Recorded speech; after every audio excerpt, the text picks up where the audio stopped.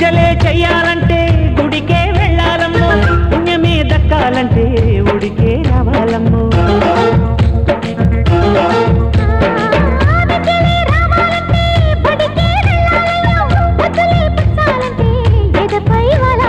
చిన్నారి బుక్కల్లో పొన్నారి పొంగుల్లో చెయ్యేసి తడితే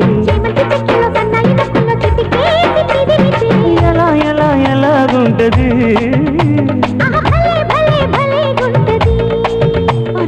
ఎలాగుంటది ఎలాగుంటది, మొదటిసారి మనసు కడితే ఎలాగుంటది, మొదటిసారి ముద్దు పెడితే ఎలాగుంటది, భలేగుంటది.